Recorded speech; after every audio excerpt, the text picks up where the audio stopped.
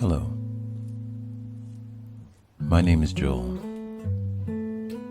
My life is all about grounding, healing, and transformation through music, poetry, and meditation. So if you're here, you found me because we resonate on the same frequency. And maybe this time is the right time for us to divinely align. This is a safe space for anyone from any place with any identity. We practice acceptance, love, and peace.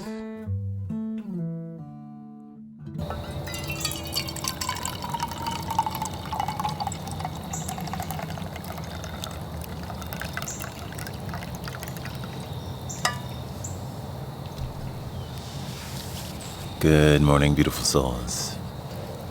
How are your hearts this morning? How is everyone? This morning I've been up for a little while, still waking up early with daylight savings time. And just enjoyed sitting underneath the stars. Been out here for about an hour or so, connecting to nature. And it's such a gift, so much abundance in nature. I was doing a little reading this morning, and it's from this book called The Heart of the Buddhist Teaching by Thich Nhat Hanh. It talks about two truths regarding our joy and suffering. So the two truths.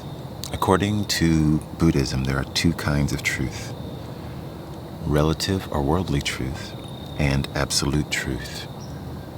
We enter the door of practice through relative truth.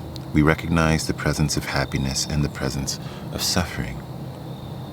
And we try to go in the direction of increased happiness. Every day we go a little further in that direction, and one day we realize that suffering and happiness are not two. A Vietnamese poem says, "People talk endlessly about their suffering and their joy. What is there to suffer or be joyful about? Joy from sensual pleasures always leads to pain. And suffering while practicing the way always brings joy. Wherever there is joy, there is suffering. If you want to have no suffering, you must accept no joy." Such a dense teaching. And it goes on to read, the poet is trying to leap into absolute truth without walking the path of relative truth. Many people think that in order to avoid suffering, they have to give up joy. And they call this transcending joy and suffering. But this is not correct. If you recognize and accept your pain without running away from it, you will discover that although pain exists, joy also exists. Without experiencing relative joy, you will not know what to do when you are face to face with absolute joy. And I want to be clear that what I understand from this teaching and my own experience is not that we are being delusional or avoiding the suffering or the discomfort with whatever life is presenting. It's not spiritual apathy. But it's knowing how to hold the two as one. Knowing that my suffering is directly connected to my joy, right? And my happiness. So to be with it all, to maintain joy in the midst of suffering, in the midst of your heartache, in the midst of all of the heaviness in the world, all of the war, the injustice, so that you can stay even and present to life, right? And not get lost in one side of the journey, but to temper it. Yeah, it's all about the meaning we give it. But it's also connected to the past and the future. Many of us get stuck in the suffering because we are reliving the past, or are very worried about the future. We're not in the present. Right? Same goes for joy. But in the present moment, we know that all of it exists. All at once, all is one thing. And that's the beauty of tapping into your heart every day. Because when you connect to the heart space, when you feel all that is alive within you, all of the heavy stories and traumas, and all of the brightest days, all of the brightest moments, you know that they're very interlinked, that you can only enjoy those brightest days because you know what it means to have the shadow, right? You know what it means to experience the darkness. And through that darkness, right, like a lotus blossoming from the mud, there is a deeper appreciation and connectedness to the present moment. So they're all one thing. And what gets us stuck is the avoidance, right? They said avoiding suffering or trying to avoid joy. But when we are truly present, we're all of it. All of it all at once. And that's the absolute truth. We're all of it all at once. And there's great freedom there. Great freedom there. So, I'm going to ask you the question that I asked the beautiful souls yesterday before our meditation. Our meditation was all around nurturing joy. And so I want to ask you, knowing that all of it is all around us all at once, we only need to, right, turn our awareness to it. How are you nurturing joy in your life right now? How are you nurturing joy? Put your answer in the comments. Maybe your wisdom will inspire another to find ways to nurture joy that they hadn't thought about before. I love making this a collective space for all of us to share. One of my favorite things is to witness how everything is new. It's a powerful practice. It brings so much joy, even to things you do every day, whether it's making a cup of coffee or your drive to your work, whatever your daily pattern is. Witness how today is different, the newness of it. Because in that space, right, you become present. And you're available to joy. Available to the joy that is the miracle of this day, that is this life, that is this moment. And that is a profound gift.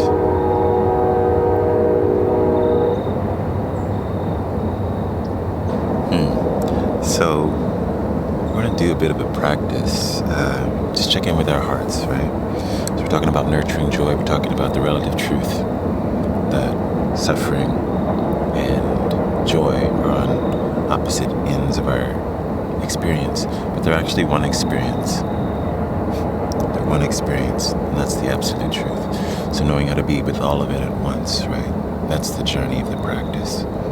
Without getting lost in the shadow, without getting lost in pleasure, but being with all of it. So, we're just going to do a short little micro meditation connecting to the heart.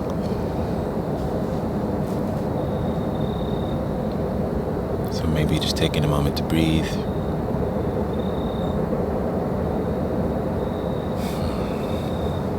I usually put my left hand over heart center. Kind of awakens the sensations to that space. And then we're just simply going to ask, what is my heart longing for?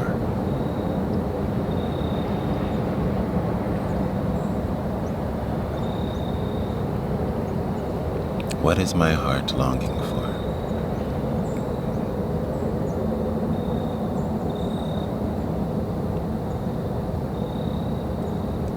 Breathe through any immediate responses from the brain, the egoic mind, full of chatter and habitual thinking. And as that quiets, tune into your intuition, your inner knowing, your inner loving wisdom. What is your heart longing for? Listen.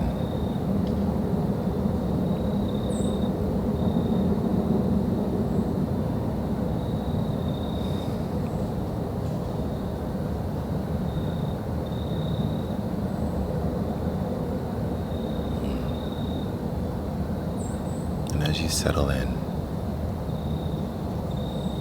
becoming present to that absolute truth within you. Now we ask one more question.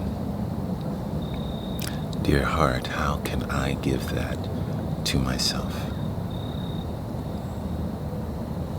Dear heart, how can I give that to myself? And we're going to hold space here for another minute or so. And just see what your inner wisdom, not your brain, don't create a plan, just listen to your intuition. See what it has to say. And if it feels unclear right now, or if you're not getting any feedback, simply hold the space, knowing that your heart will speak when it's ready, whether that's later today or later this week. But create the space.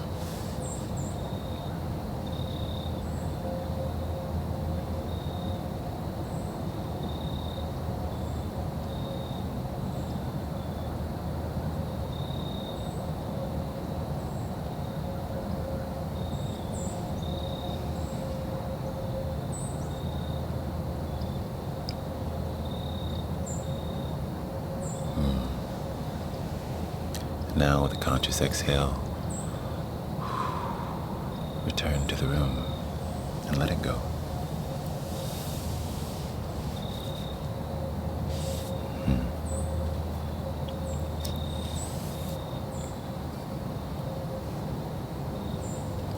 So now that you're reacquainted with your heart and what your heart is longing for, at least reacquainted with that space if you weren't able to hear a clear response.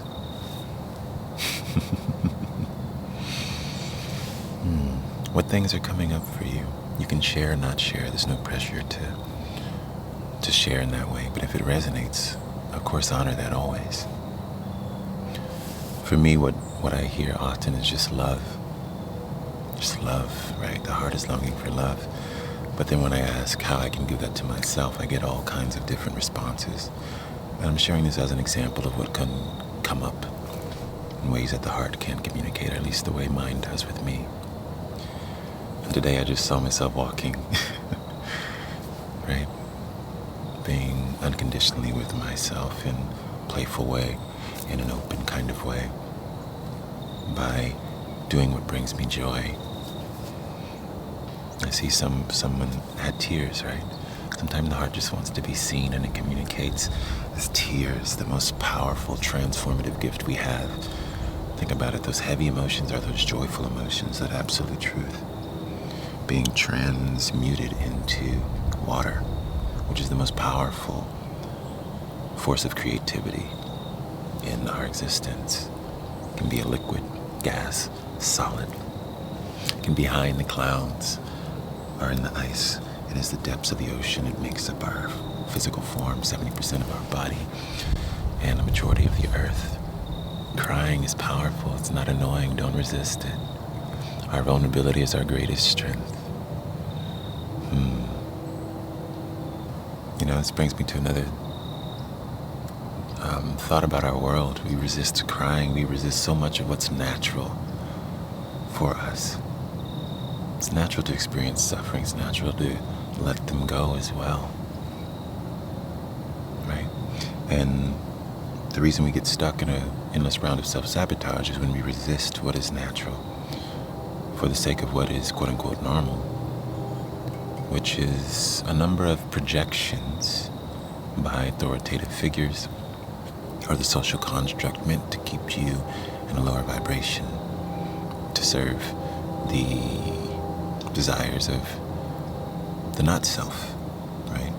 Whatever that might be, whether it's the government, whether it's an authoritative figure in your life, or a parent or a family member, or if it's your scared, fearful versions.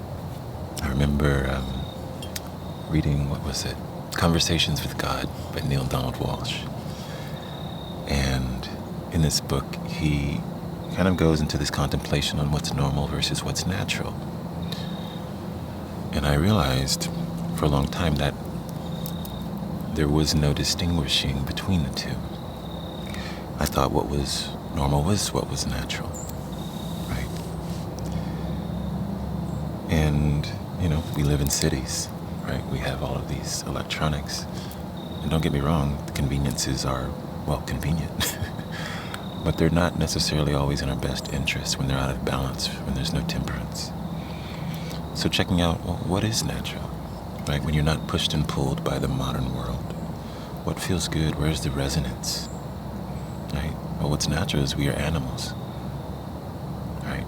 We are animals, equal to all the other life on this earth. And we're meant to be connected to the earth, right? So many of you have been commenting about how the crickets or the sounds of birds or nature are so grounding. They're so calming, which is telling me two things. One, you're disconnected from the earth. But two, the earth is where you need to be. Nature, right? Nature. So connecting to nature is natural. But then making it more personal. Well, what's natural for me as an individual? Knowing that I'm a one-on-one, a unique soul on this plane. What is natural for me?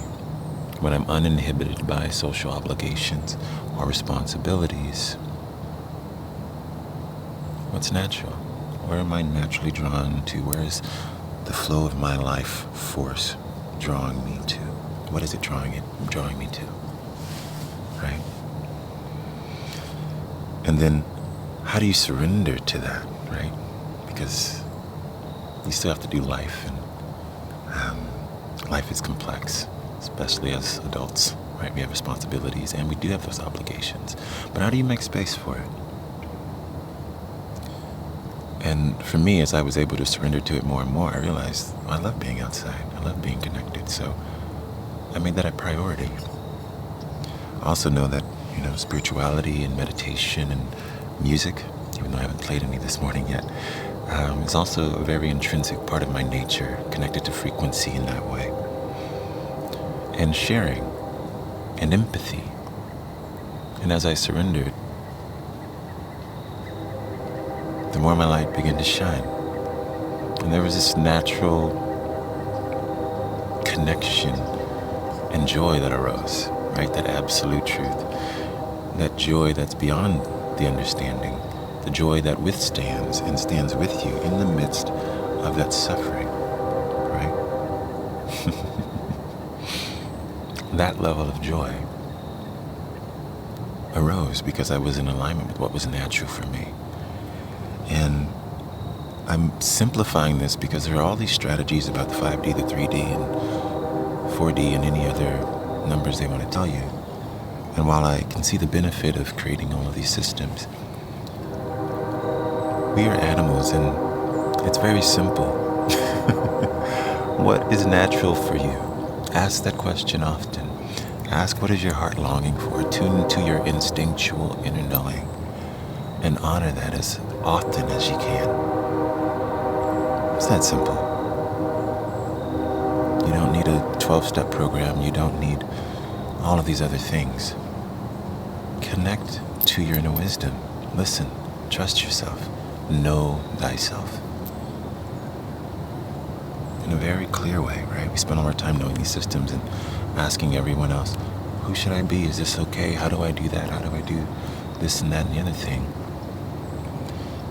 And in some ways that's good, but when you're asking how to be yourself, that is the worst thing you can do. Which is why when I engage with you, I always want to create a space for you to express what's coming through for you. Because I don't know who you are, why you're here. In a broad way, you're here to love and expand and grow, sure. But what that means for you, only you have access to that knowing and that wisdom. And that's your work, and that's why the practice of meditation and connecting daily with sincere questions and learning how to practice patience so that you're not lost in the noise all around you. That's why it's so important. Because no one can tell you who you are or how to be or what's right and wrong for you. I mean, they can. It's just inaccurate. Right? Only you know that.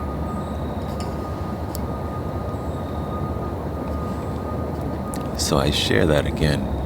Ask, what is natural?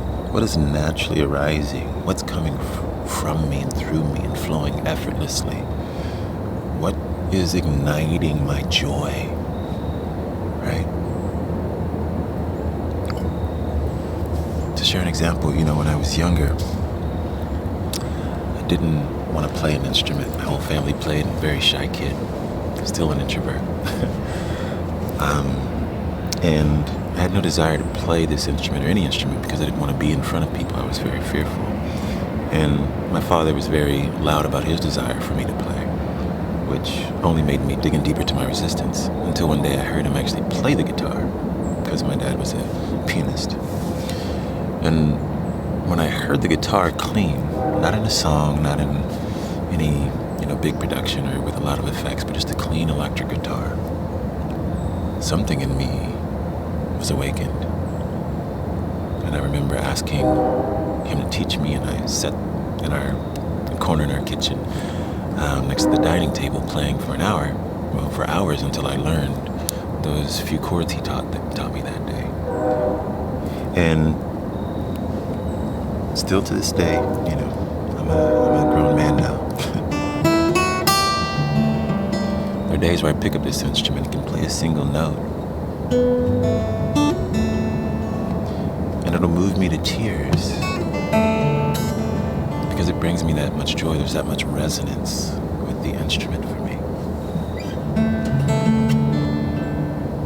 And it's not about playing for anyone. It's not about looking at me and what I can do. But it's simply about resonance.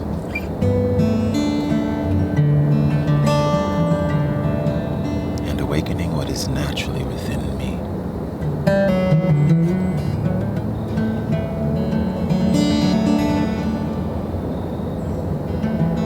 And when you feel that kind of connection, that's how you know you're in alignment with something.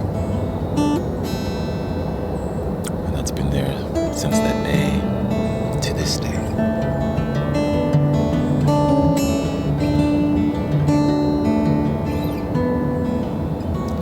So what is doing that for you? What is that medium, that tool, that way of being that brings you that much joy, that much resonance, that will move you in its simplest form? And how is it asking you to co-create with it?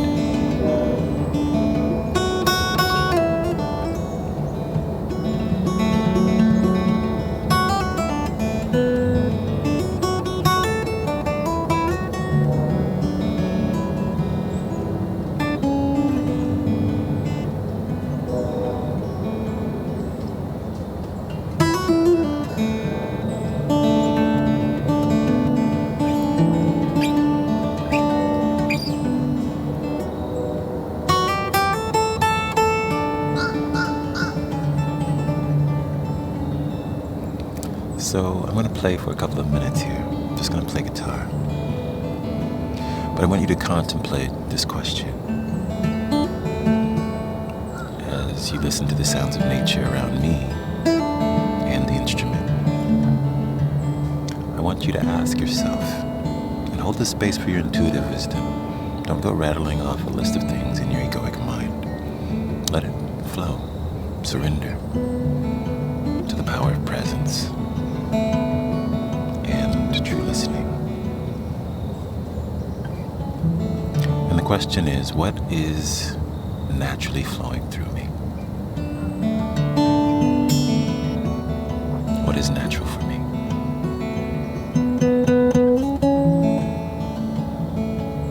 And I guarantee when you find that answer, you'll effortlessly make your way downstream to all that you desire in ways bigger than you could have ever imagined. So, for the next few minutes here, let's hold space for that question. What is naturally flowing through me? What is natural for me?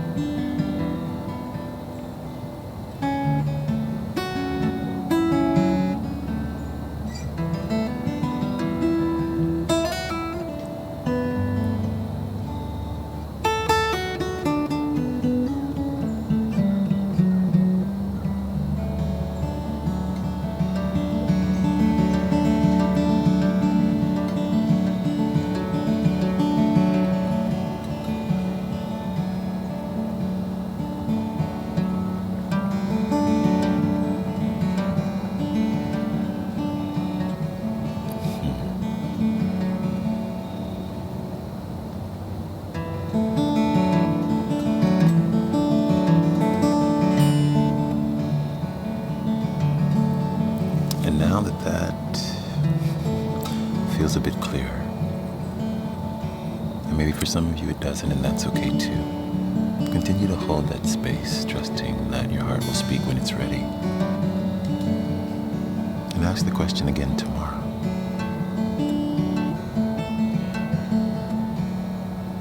But for those who it is clear,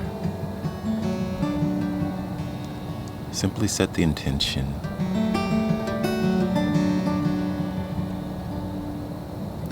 to visualize yourself effortlessly in alignment with what is natural for you.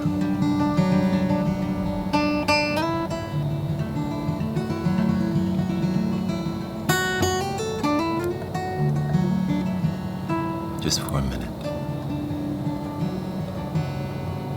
And allow your heart to show you. Don't answer from the egoic mind, but listen.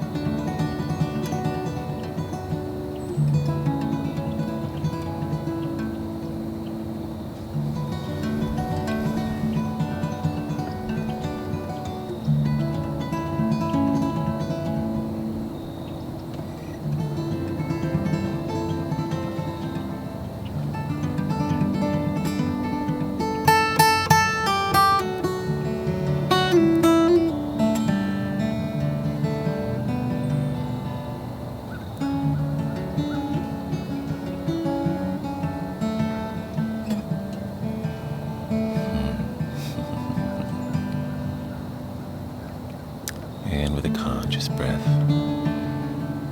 let it all go.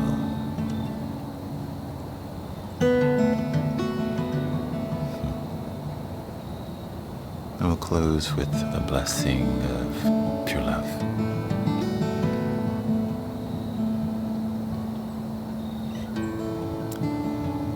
May love, which is the source of all power, whose rays illuminate the entire world, also illuminate our hearts, so that we too might do its work.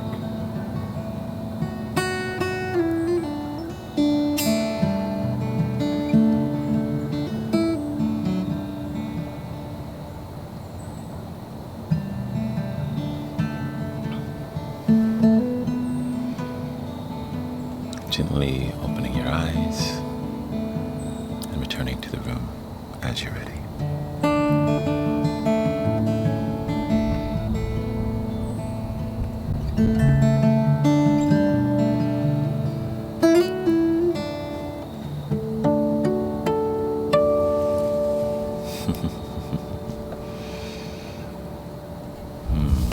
You're welcome, beautiful souls.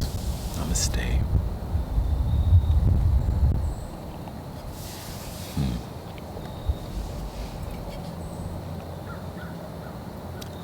So something that came naturally for me in the course of my journey over a decade ago is I wanted to create a space that could be a container for all of us on this journey to return to what's natural, to our purest version, untainted,